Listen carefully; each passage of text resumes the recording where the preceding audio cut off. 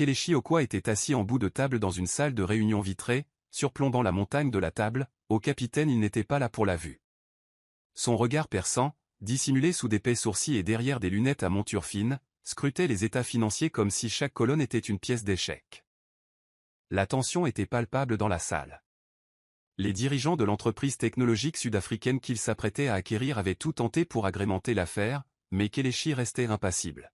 « Je ne suis pas sensible aux émotions. » Juste de la logique, répondit-il froidement, lorsque l'un d'eux tenta d'invoquer l'héritage bâti par leur entreprise au fil des décennies. Shuka, son meilleur ami, était confortablement installé à sa droite, les bras croisés, le regard rivé sur les visages gênés de l'autre côté de la table. Kelechi signa la lettre de résiliation, rejetant catégoriquement l'acquisition. « Vous avez sous-estimé votre produit et surestimé votre influence, » dit-il en se levant sans un regard. Ses propos n'étaient pas cruels, ils étaient crus. Pour Kelechi, les affaires étaient une question de chiffres, et quiconque laissait ses sentiments obscurcir son jugement était inapte à ce métier. En sortant du bâtiment, Shuka lui donna un coup de coude. « Tu sais, tu aurais pu faire semblant de te soucier de leurs sentiments, hein ?» Mais Kelechi se contenta d'ajuster les poignets de son costume bleu marine. « L'empathie, c'est pour les rêveurs, » marmonna-t-il. Shuka secoua la tête et gloussa. « Un jour, tu rencontreras quelqu'un qui fera fondre ce congélateur que tu appelles un cœur. » Kelechi ne dit rien, mais intérieurement, il se souvint de la voix de son défunt père qui résonnait depuis son enfance. « Ne tombe jamais amoureux, mon fils. L'amour affaiblit les puissants. » Ces paroles étaient devenues son évangile. Plus tard dans la soirée, Kelechi regagna sa suite attique du Silo Hotel. Il ne ressentit pas le même élan de triomphe que d'autres PDG après avoir renoncé à un accord avec une domination aussi calculée. Il se contenta de prendre ses quartiers, retira sa veste, se servit un verre de vin rouge et ouvrit son ordinateur portable pour consulter les indices boursiers. Pour lui, l'amour était un handicap émotionnel, une variable imprévisible qui ruinait des décisions pourtant judicieuses. Dans les rares relations sans lendemain qu'il avait eues, les femmes avaient toutes fini par en vouloir davantage. Plus d'attention, plus de vulnérabilité, plus de lui. Et à chaque fois, il s'éloignait. Kelechi croyait que les gens faisaient semblant d'aimer. Ce qu'il voulait vraiment, c'était un accès.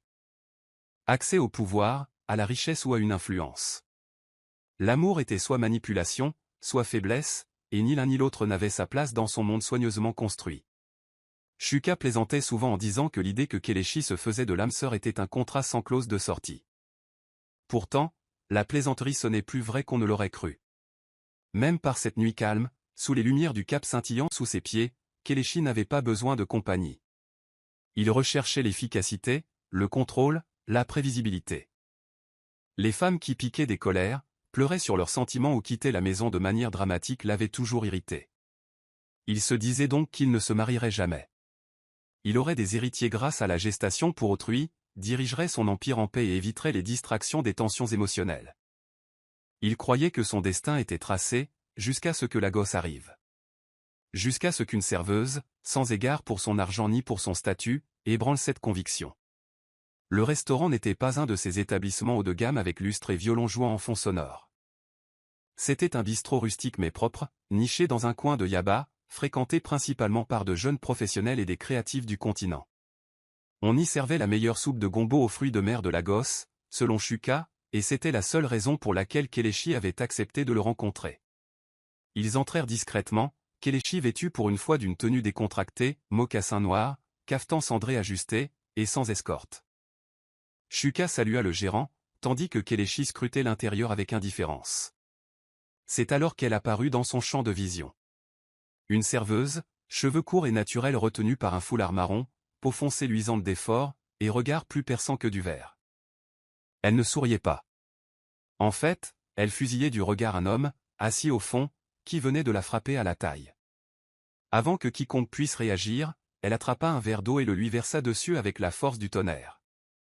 Le restaurant halta. « Touche-moi encore, et je te briserai cette main gluante », lança-t-elle d'une voix forte mais maîtrisée.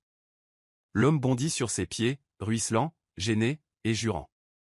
Mais la serveuse ne broncha pas. Elle se tenait droite, les bras croisés, le menton levé comme un général, prêt à affronter la guerre. Kelechi observait la scène avec une étrange oppression dans la poitrine. Il était habitué aux femmes qui feignaient de rire pour lui plaire, qui se soumettaient facilement à son statut.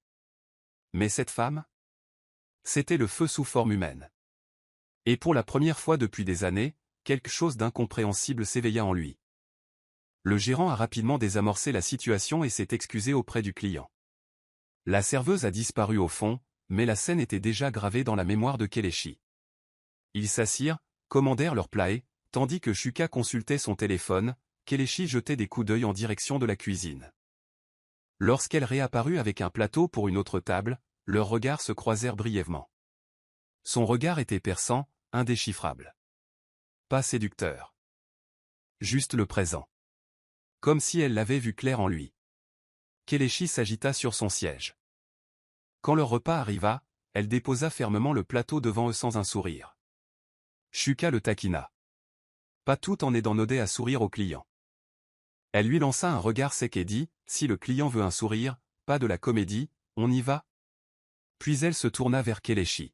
« Autre chose, monsieur ?» Son ton ressemblait davantage à une insulte. Kelechi haussa un sourcil. « Comment t'appelles-tu » demanda-t-il, amusé. « Ça ne te regarde pas » répondit-elle avant de s'éloigner.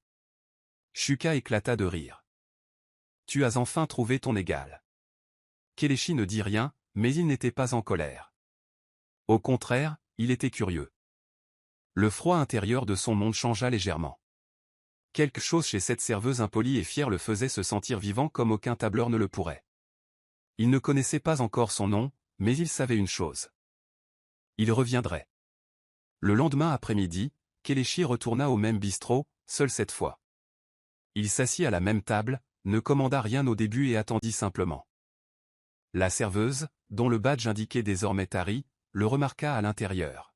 « De retour si tôt ?» demanda-t-elle. « Les fruits de mer n'étaient-ils pas assez salés hier ?» Kelechi eut un léger sourire narquois. « En fait, je suis venu te remercier pour ta prestation divertissante d'hier. On ne voit pas souvent une telle audace. » Tari croisa les bras. « Alors vous êtes venu me voir jouer à nouveau. »« Désolé, monsieur. Je ne suis pas là pour vous amuser. » Kelechi leva la main avec désinvolture et sortit un billet de 50 000 naira nigérians de son portefeuille. Ce n'était pas un paiement. Juste une marque de reconnaissance. Elle regarda le mot, puis le regarda. « Tu crois que l'argent arrange tout, Abei ? Garde-le. Je n'ai pas besoin de conseils de pitié. » Elle s'éloigna avant qu'il puisse répondre. D'autres employés jetèrent un coup d'œil incrédule depuis le comptoir. Personne ne refusa le pourboire d'un milliardaire. Kelechi resta bouche bée, tenant l'argent. Ce n'était pas le rejet, mais le fait qu'elle n'avait pas hésité. Il n'y avait aucune hésitation dans sa voix, aucune trace d'impression. C'était réel, brut, différent. Il resta encore 20 minutes, commanda un verre pour s'attarder, mais elle ne revint pas à sa table. Lorsqu'il partit enfin, il dit au gérant qu'il reviendrait, chaque jour s'il le fallait. Il ne savait même pas ce qu'il poursuivait. Était-ce l'ego, la curiosité, ou quelque chose qu'il ne s'était jamais autorisé à ressentir? Ce soir-là, dans son appartement d'Aqua, il se remémora ces paroles. Le respect vaut mieux que l'argent. Cela le déstabilisait. Non pas parce que c'était impoli, mais parce que c'était vrai. Kelechi avait bâti un empire où les gens se réjouissaient de sa richesse, s'inclinaient devant son influence et souriaient à son argent. Tari ne le fit pas. Elle resta ferme. Elle lui rappela quelque chose à quoi son père ne l'avait jamais préparé. Des gens qu'on ne pouvait pas acheter. Et maintenant, il se sentait attiré par son feu, même si le simple fait de l'admettre lui brûlait la fierté. Kelechi n'avait pas l'habitude d'être ignoré. Ou plus précisément, il n'était pas habitué à ne pas avoir le contrôle d'une situation, surtout lorsqu'elle impliquait une femme. Mais depuis cette rencontre audacieuse avec une serveuse nommée Tari, quelque chose en lui avait changé. La logique lui aurait dicté de passer à autre chose, de trouver une femme plus agréable, qui apprécierait sa richesse et sa prestance. Mais la logique avait pris le pas, et quelque chose d'autre, d'une incertitude agaçante, le contraignit à revenir. Le lendemain, il arriva plus tôt que d'habitude au bistrot, cette fois vêtu d'un costume traditionnel blanc impeccable et de pantoufles en daim. Il s'assit tranquillement dans un coin et commanda seulement une bouteille d'eau. Il attendit. Puis elle émergea de derrière, vêtue de son tablier marron et de son foulard, la posture plus fière que jamais. En le voyant, ses yeux se plissèrent. Elle ne s'est pas approchée. Elle n'a pas souri. Elle a juste continué son travail. Kelechi resta assis là pendant près de 2 heures, l'observant derrière ses lunettes teintées, les pensées tournant en rond. Il n'était pas habitué à ce genre de perturbation émotionnelle. Pourquoi ne pouvait-il pas cesser de penser à elle? Était-ce le défi? Son défi? Ou peut-être, d'une manière tordue, l'admiration. Il l'ignorait. Tout ce qu'il savait, c'est qu'elle avait déclenché quelque chose d'imprévisible, et Kelechi détestait l'imprévisibilité. À la 3e visite de la semaine, Tari en avait assez. Elle s'approcha de sa table, les mains sur la taille, d'une voix basse mais ferme. « Tu me suis » demanda-t-elle. Kelechi haussa un sourcil amusé. « Je viens ici pour la nourriture » répondit-il. « Le gombo aux fruits de mer que tu as insulté autrefois » rétorqua-t-elle. « J'ai changé d'avis » sourit-il. « Maintenant, je trouve ça fascinant. » Tari leva les yeux au ciel, mais derrière eux, une pointe de malaise se lisait. Personne ne l'avait jamais poursuivi ainsi, sans chercher à attirer son attention. Et pourtant, cette milliardaire était là, assise en silence, sans étalage de richesse, sans harcèlement, juste observatrice. C'était déconcertant. « Écoutez, dit-elle en baissant la voix pour que les clients ne l'entendent pas. Quoi que tu essaies de prouver, va trouver quelqu'un d'autre. Ça ne m'intéresse pas. J'ai une vie. J'ai des responsabilités. Je n'ai pas de temps à perdre avec les hommes riches qui traitent les gens comme des cobayes. » Ces paroles le blessèrent plus qu'il ne voulut l'admettre. Kelechi se pencha en avant, d'un ton froid mais sincère. « Tu me méprises. » Elle rit amèrement. « Non. Je pense exactement ce que les hommes comme toi veulent que les femmes pensent, on a de la chance d'être remarqué. » Sur ce, elle s'en est allée. Shuka, qui venait d'entrer et avait entendu la fin de la conversation, rit doucement en s'installant sur le siège en face de Kelechi. « Non, dit-il en souriant. Tu as enfin rencontré une femme qui voit à travers ton armure.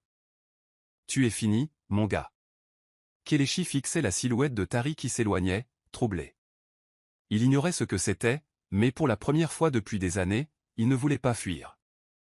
Tandis que Kelechi luttait contre la curiosité et l'attirance qu'éveillait en lui Tari sans qu'elle s'en aperçoive, son propre monde s'effondrait sous la surface. Sa force n'était qu'une façade qu'elle avait soigneusement construite après des années passées à observer sa mère souffrir en silence à Jos, élevant seule ses 3 enfants après la mort de leur père. Tari fut la première à quitter le village, déterminée à ne jamais dépendre d'un homme. La gosse avait été cruelle, mais elle avait survécu grâce à son courage, passant d'un travail de prostituée à un autre, renvoyant chaque Néra supplémentaire à la maison. Son jeune frère, Sadik, souffrait d'anémie falciforme et avait besoin de médicaments et de transfusions sanguines réguliers. Les factures s'accumulaient chaque mois. Elle vivait dans un studio près d'Ojulegba, partageait les toilettes communes avec 6 autres locataires et parvenait malgré tout à se lever à 5 heures du matin chaque jour pour commencer son service. Mais même dans la pauvreté, elle refusait de perdre sa fierté. Lorsque son voisin, un homme louche nommé Gide, lui avait proposé de l'aider à payer son loyer en échange d'une nuit chez lui, elle l'avait giflé si fort qu'il avait saigné des dents. C'était le genre de monde dans lequel elle vivait, un monde où la pauvreté signifiait qu'on pouvait être acheté. Sa fierté était sa seule armure. Tari travaillait au bistrot depuis 6 mois et était habituée aux clients irrespectueux. Mais quelque chose dans la présence silencieuse de Kelechi la troublait. Ce n'était pas sa richesse, elle avait servi des hommes au portefeuille plus riche. C'était sa façon de la regarder, comme s'il voulait la comprendre plutôt que la posséder. Cela la perturbait, car cela menaçait les murs qu'elle avait construits. Un soir, en rentrant chez elle, elle trouva son propriétaire menaçant de l'expulser si elle ne payait pas avant le week-end. Son salaire était encore en retard, et Sadik avait besoin d'une nouvelle transfusion. Désespérée, elle ouvrit son vieux téléphone et parcourut ses contacts. Son doigt s'arrêta sur le numéro de maman. Elle ne voulait pas l'inquiéter. Au lieu de cela, elle soupira et éteignit l'écran. Allongée à côté de son frère sur le matelas qu'ils partageaient, elle repensa au regard de Kelechi, à la façon dont il s'était brièvement adouci lorsqu'elle l'avait grondé. « Que me voulait-il » se demanda-t-elle. Puis elle se reprit. « Pourquoi est-ce que je m'en fiche ?» Elle ferma les yeux. Les hommes comme Kelechi se servent des gens.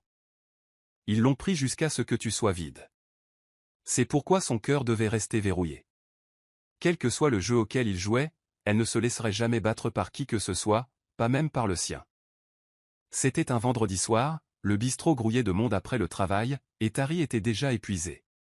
Son patron avait doublé ses tables, la cuisine manquait de personnel et ses pieds lui faisaient mal dans ses chaussures noires bon marché. Et puis la situation se reproduisit.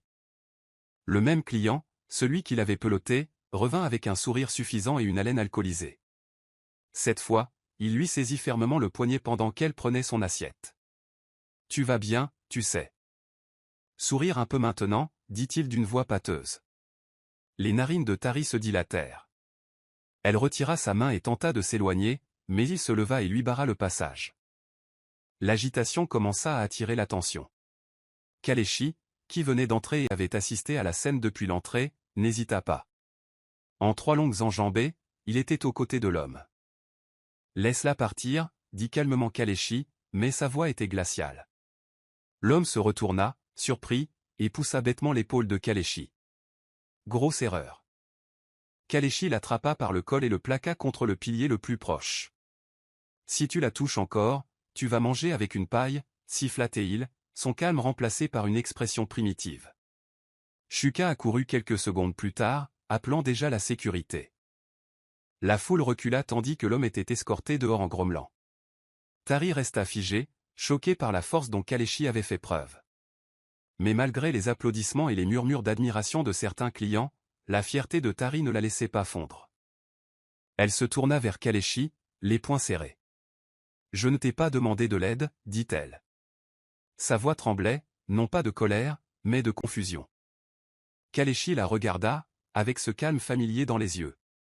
« Je ne l'ai pas fait par remerciement, répondit-il. Elle le fixa un instant, essoufflé, avant de filer en trombe dans l'arrière-cuisine.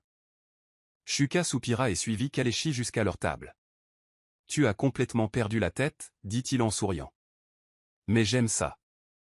Tu te comportes à nouveau comme un humain, ne répondit pas Kalechi. Il resta assis en silence, regardant les portes battantes de la cuisine. Il sentit une oppression dans sa poitrine qu'il ne parvenait pas à nommer, quelque chose entre la rage, la protection et le désir. Pendant ce temps, Tari se tenait dans la réserve, les mains tremblantes, le cœur battant. Elle ignorait pourquoi sa défense l'avait affectée.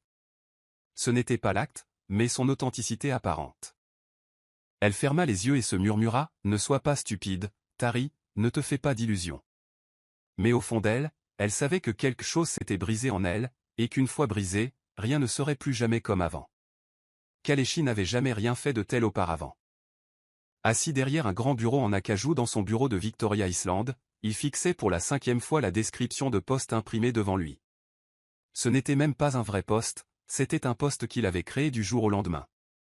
Le titre était « Assistant culinaire interne », même si tout son entourage savait qu'il ne recrutait pas exactement un chef. Son service RH était perplexe, mais n'osait pas poser de questions lorsqu'il lui donnait des instructions précises. Un seul candidat, pas d'annonce en ligne, pas de concours.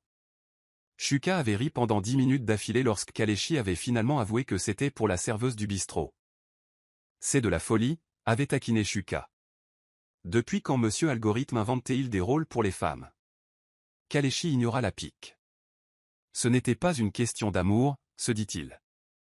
C'était de la curiosité, peut-être de l'admiration, ou peut-être un besoin pervers de contrôler une femme qui refusait de s'incliner. Alors, quand Tari arriva, à contre-cœur, vêtu de son jean délavé et d'un chemisier bleu trop grand, il se leva pour la saluer, une rare courtoisie. Elle entra, les bras croisés, le regard méfiant. « Tu as demandé à me voir, dit-elle froidement. Kalechi lui offrit un siège, mais elle resta debout. « Je veux te proposer un emploi, dit-il d'un ton neutre. Un emploi mieux rémunéré. Pas de harcèlement. Pas d'uniforme dégradant. Tu travailleras avec une équipe de chefs. » Chez moi, Tari cligna des yeux, puis rit sèchement. « Alors, je suis passé de serveuse à animal de compagnie? Pardon, monsieur. Je ne fais pas cuire d'œufs pour les riches à la demande. » Ces mots furent plus percutants que prévu. Kalechi se laissa aller en arrière, essayant de garder son sang-froid. « Ce n'est pas ce que tu crois, commença-t-il, mais Tari le coupa. « Je sais exactement ce que c'est. Tu crois que j'attends juste que tu me balances de l'argent et que je remprerai de gratitude? Eh bien, je ne suis pas ton cas. Je ne suis pas impressionné par les Range Rover ou les sols en marbre. Sa voix ne trembla pas une seule fois. J'ai un frère malade, oui. Je fais 2 quarts pour survivre, oui. Mais je préfère souffrir dignement que travailler chez toi où tu me regarderas comme une cobaye. Tenez votre offre. Elle se retourna pour sortir, puis marqua une pause. Et la prochaine fois que vous voudrez sauver quelqu'un, ne vous attendez pas à ce qu'il vous doive une place dans sa vie. Le silence se fit dans la pièce lorsque les portes claquèrent. Kalechi resta figé, ressentant des émotions indescriptibles, frustration, gêné, étrangement, admiration. Elle ne refusait pas simplement le poste.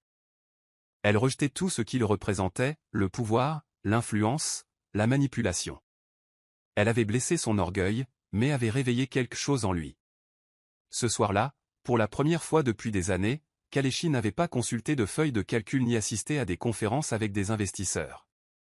Il resta simplement assis dans le coin sombre de son bureau, se demandant pourquoi cette femme fière et obstinée avait le pouvoir de démanteler les fondements même de sa personnalité.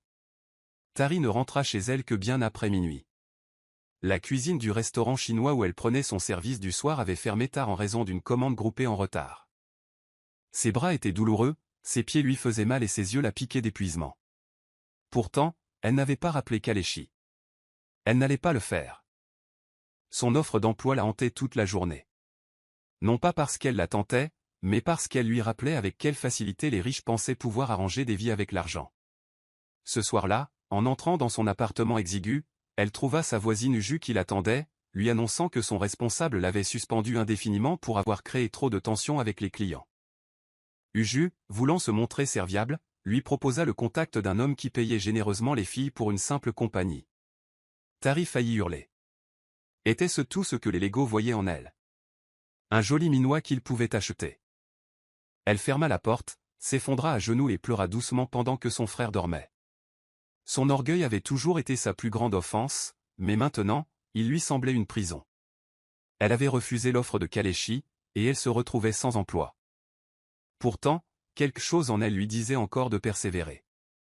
Peut-être était-ce la voix de maman qui résonnait à travers les états depuis Jos. Garde la tête haute, Tari.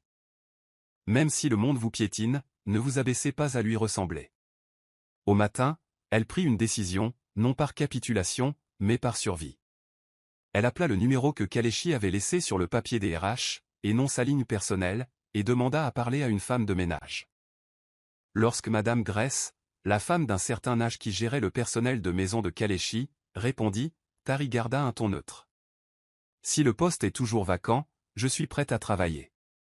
Mais seulement comme aide cuisinière. Rien d'autre. Je ne réponds pas directement à votre gars et je ne m'occupe pas de vos plaisanteries. Madame Grèce, surprise mais gracieuse, accepta et fixa un rendez-vous. Le lundi suivant, Tari arriva au manoir de Kalechi, à l'Equiphase 1. C'était un palais tout en verre, carrelage blanc et porte en fer plus haute que toutes les maisons qu'elle avait habitées. Son premier jour fut silencieux. Elle nettoyait, cuisinait et évitait tout contact visuel avec quiconque ne portait pas d'uniforme. Kalechi l'observait depuis son bureau à l'étage, à travers les caméras de sécurité, partagées entre victoire et confusion. Elle était là, maintenant, mais elle était venue à ses conditions. Elle n'était ni un trophée qu'il avait gagné, ni une assistante qu'il pouvait commander. C'était une femme qui reprenait le contrôle de son histoire, même si cela impliquait de couper des oignons en silence sous le toit d'un milliardaire. Et cela, plus que tout, lui donnait l'impression d'avoir enfin rencontré quelqu'un qu'il ne pouvait soumettre à sa volonté. Dès la 2e semaine, le personnel du manoir commença à chuchoter. Ce n'était pas seulement le fait que Kalechi avait personnellement engagé une aide cuisinière, c'était son comportement dès qu'elle était à proximité. Il ne lui parlait jamais directement pendant les heures de travail, mais sa présence changeait. Il s'attardait plus longtemps dans la salle à manger, faisait des visites imprévues en cuisine sous prétexte de vérifier la température du vin, et commençait même à manger davantage de plats maison. Tari, toujours attentive, remarqua le schéma. Un matin, alors qu'elle préparait son plateau de petit déjeuner, il entra sans prévenir. Elle ne le salua pas. Au lieu de cela, elle continua à couper le pain. « Tu pourrais au moins saluer la personne qui signe ta paix, dit-il. Elle lui jeta un regard impassible. « Je ne reconnais que le respect, pas les contrôles. L'atmosphère s'épaissit instantanément. Kalechi s'avança, l'irritation fusant. « Êtes-vous toujours aussi difficile avec chaque employeur ?» demanda-t-il. Tari s'essuya les mains sur son tablier, puis lui fit face. « Je ne suis pas votre employé. Je travaille ici, mais je n'ai pas été acheté. Si vous voulez que les gens vous disent oui, allez parler à votre conseil d'administration. » Il n'était pas habitué à ce ton. Il n'avait pas l'habitude d'être défié. À cet instant, quelque chose en lui s'est brisé. « D'accord, » a-t-il dit sèchement. « À partir de maintenant, tu es libéré des tâches de cuisine. Je veux que tu restes en salle tous les soirs et que tu supervises l'équipe du chef. Surveille-les. Fais ton rapport directement à moi. » Tari cligna des yeux. « Pourquoi ?» Kalechi ne répondit pas. Au lieu de cela, il la fixait comme un homme qui teste ses limites. « Parce que je peux. » Cette nuit-là, l'affrontement s'intensifia. Tari refusa de quitter la cuisine et, lorsque Madame Grace lui rappela la nouvelle consigne, elle monta calmement à l'étage avec un plateau de nouilles épicées destiné à Kalechi. Sans frapper, elle entra dans son bureau, déposa le plateau sur son bureau et dit « Tu veux que je surveille les autres ? Commence par te surveiller toi-même. C'est ta nourriture. Cuisinez-les. » Puis elle se retourna et partit. Kalechi resta stupéfaite, fixant les nouilles comme des explosifs. Shuka, qui était entrée quelques instants plus tard, éclata d'un rire incontrôlable. « Elle te rend humain, dit-il entre deux rires. C'est magnifique. Tu fais des nouilles ? Mon frère, l'amour t'a achevé. » Kalechi ne rit pas. Il alla à la cuisine ce soir-là, cuisina les nouilles maladroitement et s'assit seul sur le balcon, réfléchissant. Elle l'avait encore embarrassé. Mais plus encore, elle avait ôté son masque de PDG et regardé l'homme en face. La question qui le hantait maintenant n'était pas de savoir pourquoi il la laissait le défier. C'est pourquoi il ne voulait pas qu'elle s'arrête. La pluie commença vers minuit, martelant la verrière du pantouse de Kalechi comme un million de doigts furieux. Ce n'était pas la pluie elle-même qui déclenchait le malaise dans sa poitrine. C'était le tonnerre. Fort. Viol. Imprévisible. La tempête lui rappelait la nuit où sa mère avait disparu. Il n'avait que 8 ans, caché derrière un rideau pendant que ses parents se disputaient. Elle sortit en trombe dans une nuit tout aussi orageuse, valise à la main, ses talons claquant comme des coups de feu. Elle ne revint jamais. Depuis, chaque orage érodait le masque qu'il portait quotidiennement. Cette nuit-là, alors que le tonnerre grondait à nouveau, Kalechi s'agrippa au bord de son lit, respirant par à-coups. Les lumières vacillèrent une fois, puis l'obscurité engloutit la pièce. Sa poitrine se serra. Ce n'était pas de la panique au sens conventionnel du terme. C'était un souvenir. De la culpabilité. Impuissance. Il trébucha dans le couloir, torse nu et pieds nus, cherchant les gyrophares lorsqu'il s'effondra contre le mur. C'est ainsi que Tari le trouva. Tremblante, en sueur, le regard hagard, imprégné d'une lueur que même l'argent ne pouvait masquer, elle était montée à porter une lanterne de secours depuis la cuisine et avait aperçu son ombre à travers la porte entrebâillée. Elle se figea d'abord, se demandant s'il s'agissait d'un de ces étranges jeux de pouvoir. Mais quand elle vit la terreur enfantine dans ses yeux, son instinct reprit le dessus. Elle s'approcha silencieusement, s'accroupit à côté de lui et dit « Respire. Regarde-moi. Respire. » Le regard de Kalechi se croisa, et quelque chose en lui se brisa. Quelque chose de non dit. Quelque chose d'ancien. Tari prit sa main et la posa contre sa paume. « Il n'y a pas d'orage ici. Juste un son. Tu n'es plus un enfant, dit-elle doucement.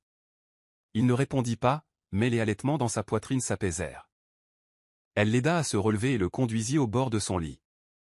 Pendant les 10 minutes qui suivirent, ils restèrent assis en silence. Pas un mot, juste le doux murmure de sa présence équilibrant le chaos de son esprit. Quand les lumières se rallumèrent et que le générateur se mit en marche, il murmura enfin, « Tu m'as vu au plus bas. » Tari se tourna vers lui et répondit, « Tu crois que la faiblesse est quelque chose à cacher ? C'est peut-être là ton vrai problème. » Il tressaillit légèrement. Personne n'a jamais osé lui dire ça. Ni son conseil d'administration, ni sa famille. Même pas Shuka. Tari se leva pour partir, mais s'arrêta sur le seuil. Tu n'es pas obligé de continuer à porter toutes tes rafales. Parfois, il est bon d'être humain. Sur ce, elle disparut dans le couloir. Kalechi resta immobile, hésitant entre se sentir exposé ou libéré. Aucune femme ne l'avait jamais vu ainsi et n'était restée. Aucune femme n'avait regardé sa carapace fissurée sans essayer de s'enfuir ou de la réparer. Tari ne le plaignait pas. Elle respectait les dégâts, mais ne s'y soumettait pas. Et cela la rendait dangereuse à un point auquel il ne pouvait résister. Le lendemain matin, le manoir reprit son rythme habituel. Le personnel de nettoyage ronronnait doucement, l'odeur du pain frais s'échappait de la cuisine, et Kalechi, plongé dans ses dossiers à 6h30, n'avait plus rien de routinier. Il repensait sans cesse à cette nuit. Le poids de sa peur. La sensation de la paume ferme de Tari. La douceur de sa voix. Ce n'était pas seulement parce qu'elle l'avait vu vulnérable. C'était aussi parce qu'elle ne l'avait pas utilisé contre lui. Dans son monde, la vulnérabilité était une arme.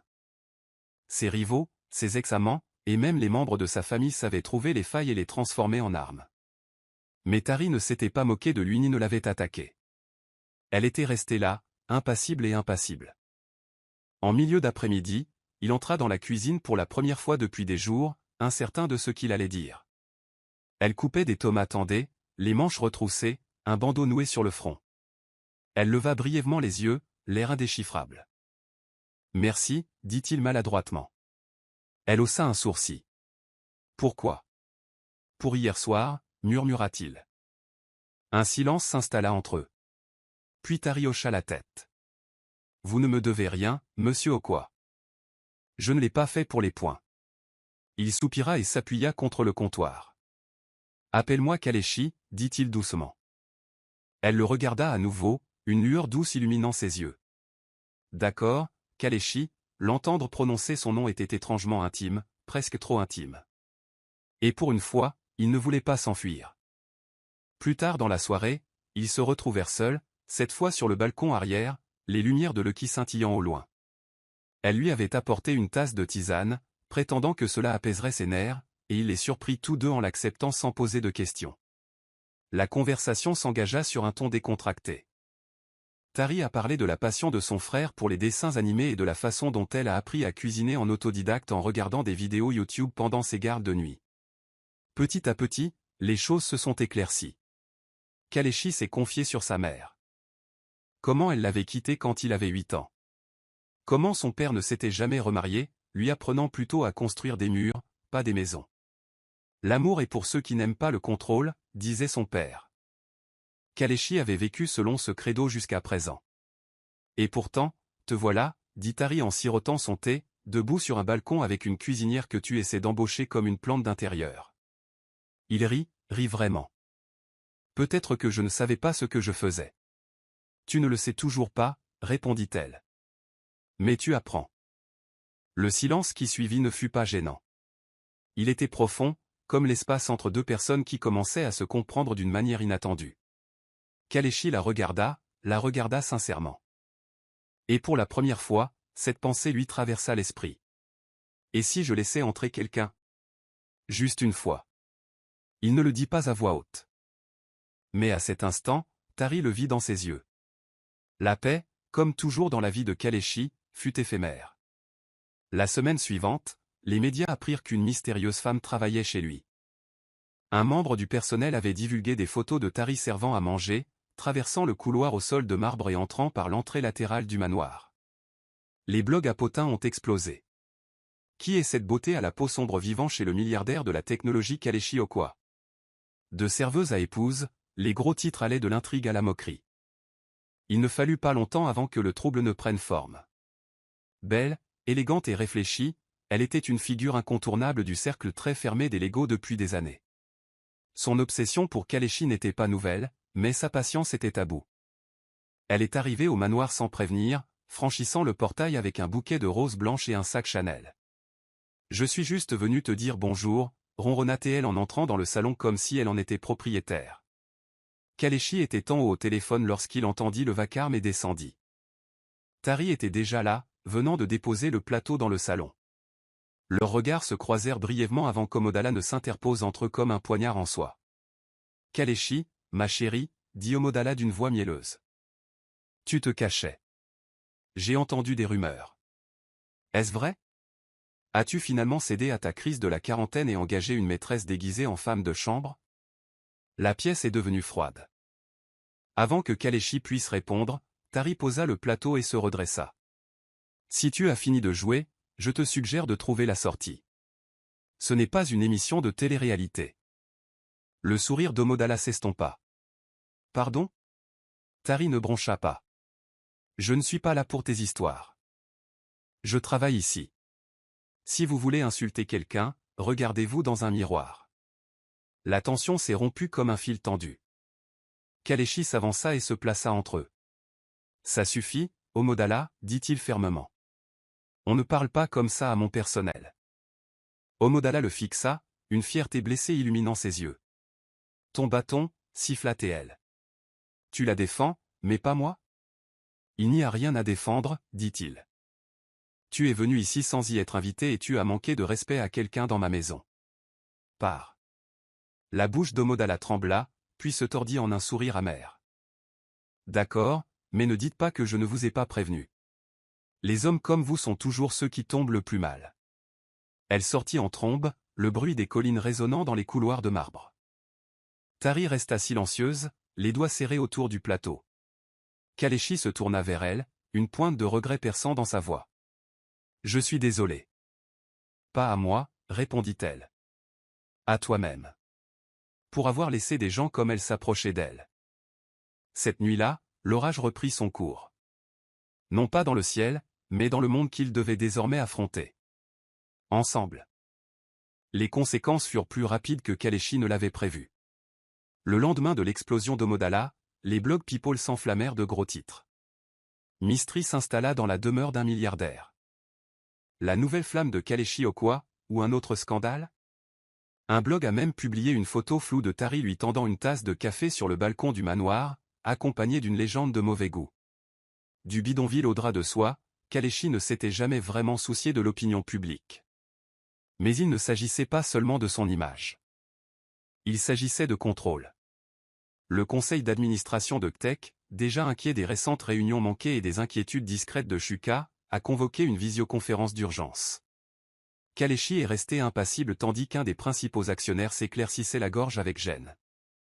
Nous vous soutenons depuis longtemps, mais vos distractions actuelles, personnelles et professionnelles, altèrent la perception. Les investisseurs sont nerveux. Un autre directeur a ajouté, vous laissez une femme de ménage, un inconnu, pénétrer dans votre vie privée et votre résidence. C'est imprudent, Kalechi. L'entreprise ne peut pas se permettre de faire des scandales. Shuka a tenté de le défendre, mais la tension était déjà palpable. Ce qui blessait le plus Kalechi n'était pas leur désapprobation. C'était l'idée que Tari soit devenu un argument de poids dans une lutte de pouvoir. Une femme qui n'avait même pas sollicité cette attention était désormais réduite à un fardeau. Tari l'a découvert avant qu'il ne puisse le lui dire. Elle consultait son téléphone pendant sa pause déjeuner dans les locaux du personnel lorsqu'elle a vu l'article.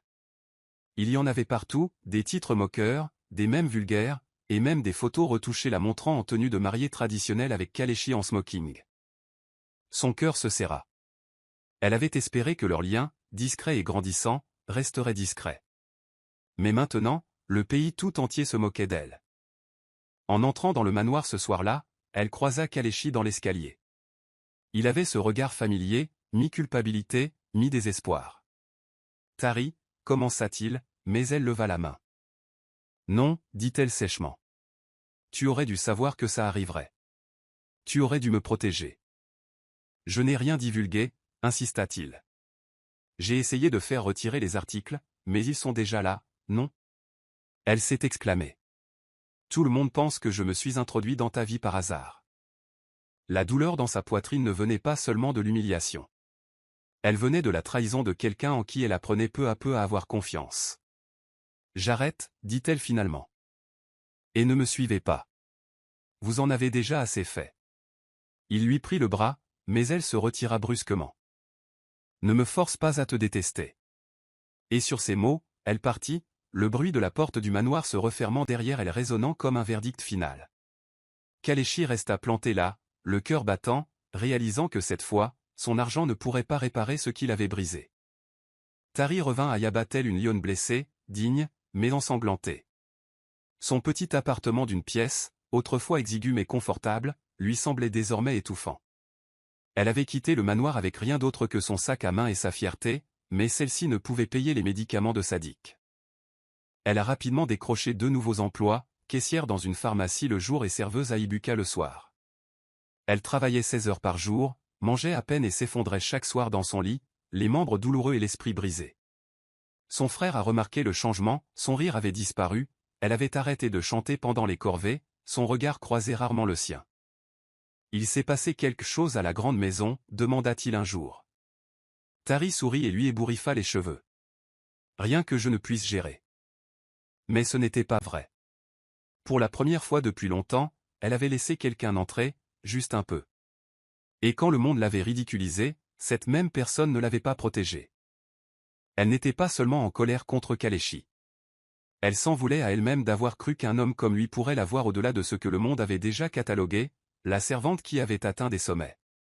Pendant ce temps, Kalechi s'effondrait. Il avait essayé de l'appeler à plusieurs reprises, mais son numéro était bloqué. Il avait envoyé Shuka prendre de ses nouvelles, mais elle refusait de lui parler. Lors des réunions du conseil d'administration, il était distrait. Lors des événements publics, il se montrait froid et dédaigneux. La presse publiait des articles sur sa chute, affirmant que sa liaison avec une domestique avait perturbé l'esprit du grand PDG. Même Omodola, fier de sa fausse victoire, tenta de se réconcilier, mais fut finalement escorté hors de sa propriété sans un mot. La nuit, il se retrouvait à arpenter son immense chambre, hanté par l'écho des pas de Tari lorsqu'elle partait. Il revoyait son visage dans chaque recoin tranquille, sentait son odeur lorsque son équipe préparait le moindre plat. Un jour, alors qu'il examinait des documents dans son bureau, il tomba sur son nom sur un virement bancaire, 5 Naira nigérians qu'il avait discrètement envoyé pour payer la facture d'hôpital de son frère. Elle l'avait rejeté à l'époque, et elle ne l'avait jamais retiré. Il se rassit dans son fauteuil, soudain bouleversé. L'argent, ça avait toujours été sa réponse à tout. Mais maintenant, c'était comme un mur plutôt qu'un pont. Pour la première fois de sa vie, Kalechi Okwa réalisait qu'il n'avait pas besoin de donner quelque chose pour se sentir digne, il avait besoin d'être quelqu'un. Et ce quelque chose, c'était la responsabilité. Alors, il fit la seule chose qu'il s'était juré de ne jamais faire. Il se prépara à présenter ses excuses, non pas en privé, ni au pouvoir, mais en public. En tant qu'homme, et non en tant que PDG, Tari essuyait le comptoir du Buka lorsqu'elle entendit des murmures à l'extérieur. Le bruit était courant à Lagos, klaxons, vendeurs ambulants, musique forte, mais ce son était différent, curieux. Puis les murmures commencèrent. Il est là. Tu le vois. C'est le milliardaire. Est-il perdu? Quand elle leva les yeux, son cœur s'arrêta. Kalechi se tenait à l'entrée de la Buka, vêtu d'un simple cafetan gris et de pantoufles de cuir, sans garde du corps, sans fanfare. Seul, grand et calme, dépaysé au milieu des chaises en plastique et des marmites fumantes de ragoût. Le silence se fit dans toute la Buka. Les gens s'écartèrent comme l'eau qui s'ouvre devant un rocher. Il marcha vers elle, le regard fixe, et s'agenouilla. À genoux. Au milieu d'une rue, devant elle, le gaz emplissait la pièce. Des caméras en mousse apparurent. Même le vendeur de Suyad à accent grave côté marqua une pause au milieu de la séquence. La voix de Kalechi était ferme, mais calme. « Tari Gambo, dit-il, je suis désolé. J'étais censé protéger ta paix, pas la briser. Je n'ai pas été élevé pour m'excuser, mais je suis en train de désapprendre ça. Je ne te demande rien. Juste ton pardon. » Tari resta figée. Elle sentait tous les regards braqués sur elle, tous les cœurs retenant leur souffle. Son instinct lui disait de s'éloigner. Mais quelque chose de plus profond, de plus ancien, la retenait. Elle sortit lentement de derrière le comptoir et se plaça devant lui. « Agenouille-toi pour moi, dit-elle doucement. Toi, l'homme qui pense que les excuses sont des faiblesses. » Kalechi leva les yeux, non pas avec fierté, mais avec honnêteté. « Tu avais raison. Mon argent est bruyant, mais il ne parle pas pour moi. Moi seul le peux. » Ses lèvres tremblaient légèrement. « Tu m'as humilié. »« Je sais, murmura-t-il. Et si je pouvais revenir en arrière, je t'aurais choisi parmi toutes les opinions, tous les titres. » Un long silence. Puis elle s'agenouilla près de lui. Les appareils photo claquèrent furieusement, mais aucun des deux ne remarqua. « Je te pardonne, dit-elle doucement. Mais ne croyez pas que cela change tout. » Il sourit légèrement. « Non. Mais c'est un début. » Ils se tenaient côte à côte, tous deux couverts de poussière des rues de Lagos, l'odeur du ragoût de poivron flottant dans l'air, deux mondes s'affrontant à nouveau, non pas par la puissance ou la fierté, mais par la vérité. À cet instant, Tari ne vit pas le milliardaire. Elle vit l'homme.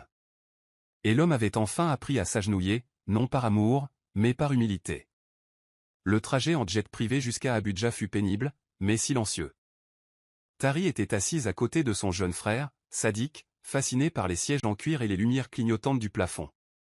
C'était la première fois qu'il prenait l'avion, et son enthousiasme était contagieux, même si Tari elle-même était pétrifiée d'anxiété. Kelechi avait organisé ce voyage pour une seule raison, lui présenter sa mère. Non pas dans le sens formel d'un fiancé qui rencontre sa mère, mais parce que sa mère, malade, avait exprimé le désir de rencontrer la femme qui avait transformé son fils. Tari a d'abord refusé, mais après que le médecin de Sadiq lui a annoncé une amélioration de son état, elle a interprété cela comme un signe qu'elle pourrait peut-être, juste peut-être, faire preuve de bienveillance envers Kelechi. La voiture qui les a récupérés à l'aéroport était sobre pour un milliardaire, même si le chauffeur portait encore des gants blancs. À leur arrivée au domaine d'Okwa à Abuja, une vaste demeure coloniale entourée d'amas en fleurs, Tari dut reprendre son souffle. Ce n'était pas une simple maison de riches. C'était le genre de maison construite avec de l'argent ancien, un héritage de plusieurs générations et des attentes ancrées dans chaque brique. Elle entra, tenant la main de son frère et sa dignité. Elle n'avait rien à prouver. Du moins, c'est ce qu'elle pensait. La mère de Kelechi, Adiz Okwa, ne ressemblait en rien à ce que Tari imaginait. Plus âgée, certes, et élégante dans son hiro et son bouba en dentelle bleue, mais sa présence était plus chaleureuse qu'intimidante. Sa maladie la réduisait à des quintes de toux occasionnelles et à une démarche plus lente. Son regard était vif et alerte. Elle observa Tari de la tête aux pieds, son regard ni désapprobateur ni trop accueillant, simplement évaluateur. Puis, sans prévenir, elle ouvrit les bras et sourit. « Tu as l'air d'une femme qui ne supporte pas les bêtises, dit-elle. Bienvenue, ma chère. » Cela dissipa la tension. Pendant les heures qui suivirent, ils restèrent assis ensemble dans le jardin, tandis que Sadiq jouait avec le fils de l'infirmière Adiz. Tari répondit aux questions avec une honnêteté prudente, son éducation, ses difficultés, ses rêves pour son frère. Elle ne cherchait pas à impressionner. Elle ne s'est pas dérobée. Et Adiz l'a apprécié.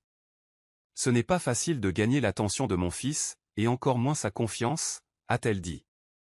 Il est isolé depuis la mort de son père. Mais tu as réussi à le joindre. Tari baissa les yeux. Je n'essayais pas. J'ai simplement refusé de jouer son jeu. Adiz émit un rire rauque et riche. Parfois, c'est exactement ce dont les hommes comme lui ont besoin. Kelechi les observait depuis le balcon, une fierté discrète gonflant sa poitrine. Il n'avait jamais vu sa mère aussi à l'aise avec quelqu'un d'extérieur à leur entourage. Et maintenant, deux femmes qui avaient survécu à des vies aux antipodes de l'échelle sociale partageaient le thé et échangeaient leurs connaissances. C'était le genre de moment que l'argent ne pouvait jamais orchestrer. De retour à Lagos, les relations entre Tari et Kelechi prirent un nouveau rythme, hésitant, tendre, mais indéniablement plus proche. Il n'y avait pas de titres officiels entre eux. Pas de grands gestes ni de déclarations publiques. Juste des moments. Des moments authentiques. Il la trouvait en train de fredonner dans la cuisine en préparant du riz jollof et restait là à l'écouter. Elle le retrouvait à son bureau tard le soir, perdu dans ses feuilles de calcul, et déposait une tasse de thé au citron à côté de lui, accompagné d'un Kelechi doux et reposant.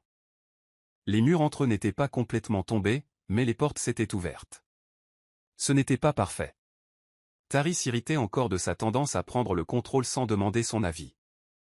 Kelechi luttait encore contre sa vulnérabilité, mais ils avaient désormais la possibilité d'exister, malgré leurs défauts. Un soir, après le dîner, Kelechi proposa à Tari de l'accompagner dans l'allée du jardin derrière sa maison. L'air était frais, la lune brillait juste au-dessus des hibiscus. Au début, il ne parla pas. Il marcha simplement à ses côtés en silence. Puis il s'arrêta. « Sais-tu ce qui me terrifie plus que l'échec » demanda-t-il. Elle le regarda avec curiosité. « L'amour, dit-il. Ça te donne envie de quelqu'un. Ça brise toutes les défenses que tu as mis des années à construire. Et pourtant, c'est la seule chose que j'ai toujours voulu t'offrir gratuitement. Tari cligna des yeux, le cœur battant la chamade. Elle ne l'avait jamais vu aussi insouciant. Kalechi, commença-t-elle, mais il s'approcha. Je n'ai pas les mots justes, Tari. Je ne sais pas être romantique. Je n'ai ni fleurs ni poème. Mais je sais une chose, tu es la première personne à ne pas avoir vu un milliardaire. Tu as vu un homme. Un homme avec des blessures d'enfance, de la fierté, de la peur. Tu t'es planté devant tous à s'enfuir. Elle était silencieuse, observant l'homme qui considérait autrefois les émotions comme un fardeau, maintenant là, dépouillé de son armure. Je ne sais pas ce qui se passe entre nous, continua-t-il. Mais je sais que je ne veux pas me réveiller demain sans ça. Tari prit une longue inspiration. Kalechi, je n'ai rien demandé, dit-elle honnêtement. Je n'ai jamais voulu tomber amoureuse d'un homme venant d'un monde si éloigné du mien. Mais sa voix s'est légèrement brisée. D'une certaine manière, ton brisement a atténué ma solitude. Son regard s'adoucit. Alors, où sommes-nous maintenant, demanda-t-il.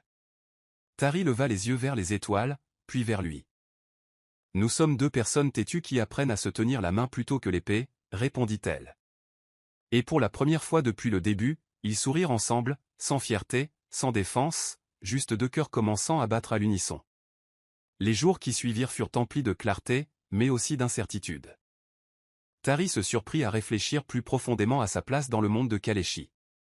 Il ne s'agissait plus seulement d'amour, mais de réalité. Les gens murmuraient encore dans son dos. Les membres du personnel du manoir souriaient trop poliment. Les réseaux sociaux étaient un champ de spéculation infernale.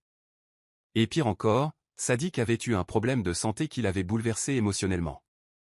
Elle était à l'hôpital à ses côtés, les mains tremblantes, tenant les siennes pendant une fièvre nocturne, quand tout s'est écroulé. Elle repensait à sa mère à Jos, à la tombe de son père, aux années où elle avait récuré les sols juste pour maintenir la lumière allumée, et maintenant. Elle était maintenant assise à l'hôpital, se demandant si elle pourrait survivre à une vie aux prises avec un milliardaire tout en préservant les fragiles bribes de sa dignité. Kalechi lui rendit visite ce soir-là, mais elle ne dit pas grand-chose. Il s'assit simplement à côté d'elle et lui tint la main, comme elle avait tenu la sienne autrefois. Après que la fièvre de Sadik eut baissé, elle sortit dans le couloir pour se changer les idées. Et c'est là qu'elle aperçut Amadala, debout de l'autre côté du couloir, en train de parler à un journaliste. Dès qu'elle aperçut Tari, elle esquissa un sourire narquois et s'éloigna en murmurant « Cette histoire n'est pas terminée ». Ce fut la goutte d'eau qui fit déborder le vase. Le lendemain matin, Tari prit un taxi pour se rendre au bureau de Kalechi sans prévenir. Elle passa devant des réceptionnistes stupéfaits et entra dans sa suite privée, où il était en train de réviser une présentation. Il leva les yeux, surpris, mais se leva aussitôt. « Tari ? C'est tout ?» Elle l'interrompit d'une main levée. « J'ai quelque chose à dire. Et tu dois m'écouter. » Il hocha lentement la tête. Elle s'approcha, le cœur battant. « Je ne voulais pas t'aimer, » commença-t-elle d'une voix tremblante. « En fait, j'ai tout essayé pour ne pas le faire. Tu m'as irrité. Tu incarnais tout ce que je me disais ne pas vouloir. Mais quelque part entre ton arrogance et ton honnêteté, j'ai perçu quelque chose de cru. Et j'ai commencé à m'effondrer. » Il est resté silencieux. Elle a continué. « Je ne sais toujours pas comment on va faire pour que ça marche. Ton monde, mon monde, ils ne parlent pas le même langage. Mais je sais une chose, je suis prête à apprendre le tien si tu es prête à apprendre le mien. » Elle s'arrêta, essoufflée. « Alors, si tu me désires toujours, arrête d'attendre qu'on te donne la permission de me choisir. Tu dois te tenir à mes côtés, pas devant moi. » Kalechi la fixa du regard, puis se rapprocha d'elle et la serra dans ses bras, silencieusement et tremblante. « Je t'ai déjà choisi, Tori. Je ne savais juste pas comment te le dire. Et comme ça, tout ce qui n'était pas dit est devenu une vérité partagée. » La conférence de presse devait porter sur la prochaine initiative de Kteka, un programme d'inclusion numérique pour les jeunes. Mais Kalechi avait d'autres projets. Vêtu d'un caftan bleu profond, sans cravate, sans logo luxueux, juste une simple montre-bracelet en or, et avec son calme habituel, il se tenait derrière le podium du Civic Center, entouré de Shuka et de deux autres cadres. Les médias étaient présents en force. Les appareils photo cliquaient, les objectifs zoomaient, et des murmures curieux emplissaient la salle. Ils avaient pressenti quelque chose de différent aujourd'hui. Son attitude était plus douce, plus ouverte. Après avoir prononcé son discours d'ouverture, Kalechi marqua une pause, but une gorgée d'eau et regarda la salle. Avant de conclure, je voudrais aborder un sujet personnel, un sujet qui compte plus pour moi que n'importe quel indicateur ou titre commercial, dit-il. Le silence s'installa dans la salle. Vous avez tous vu les rumeurs. Les photos. Les histoires. Pendant longtemps, j'ai vécu comme si les émotions étaient des transactions et les relations des investissements. Mais j'ai rencontré quelqu'un qui a remis en question toutes mes convictions. Elle venait d'un monde très différent du mien. Elle était impolie, fière, brillante et n'avait pas peur de me quitter quand je pensais que mon nom suffisait. Quelques rires parcoururent la salle. Il se tourna légèrement sur le côté et, depuis les coulisses de la scène, Tari s'avança. Vêtue d'une robe jaune moutarde qui moulait sa silhouette avec pudeur, ses cheveux naturels coiffés en chignon court, elle marchait avec la même dignité qu'elle avait toujours eue, même lorsqu'elle n'était qu'une jeune fille essuyant les tables à Yaba. Les flashs se déchaînèrent. Des questions fusèrent, mais Kalechi leva la main pour les faire taire. « Voici Tari Gambo, dit-il. Ce n'est ni une servante, ni une maîtresse, ni un scandale. C'est la femme que j'aime. C'est la femme qui m'a appris que l'humilité n'est pas une faiblesse, et que l'amour n'est pas un piège. C'est un miroir, celui qui vous montre qui vous êtes vraiment. » Il descendit, lui prit la main et, sous les yeux les plus cyniques de la gosse, l'embrassa délicatement sur le front. La salle explosa, non pas d'indignation, mais d'admiration. Les médias ne savaient pas comment interpréter l'affaire. Certains ont tenté de se moquer, mais la plupart ont vu l'indéniable, ce n'était pas un coup de pub. C'était un milliardaire qui enfreignait ses propres règles pour une cause bien réelle. Amadala, qui regardait la diffusion en direct depuis son appartement en hauteur, jeta son verre de vin vers la télévision. Shuka, quant à lui, sourit fièrement et murmura, « L'homme est finalement devenu plus qu'une marque. » Un an s'était écoulé depuis ce jour.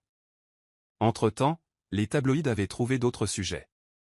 Le conseil d'administration s'était adapté à un PDG plus souriant et moins aboyeur, et le manoir de Lucky avait changé. Ce n'était pas dans le marbre ou les meubles, mais dans l'atmosphère. Les rires résonnaient désormais dans les couloirs. Sadiq était complètement rétabli et était inscrit dans l'une des meilleures écoles de Lagos. Déjà premier de sa promotion et rêvant de devenir médecin, Kalechi et Tari n'ont jamais annoncé leur mariage, malgré les rumeurs qui circulaient sans cesse.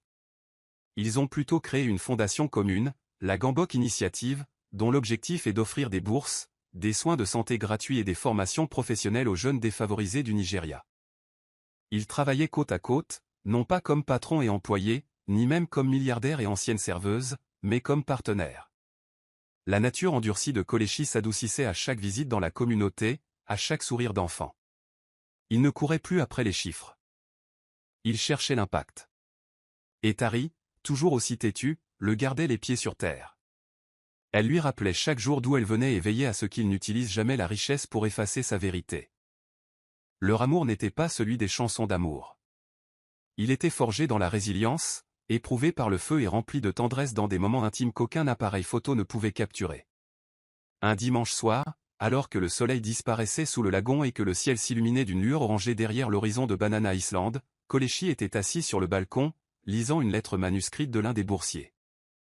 Il sourit.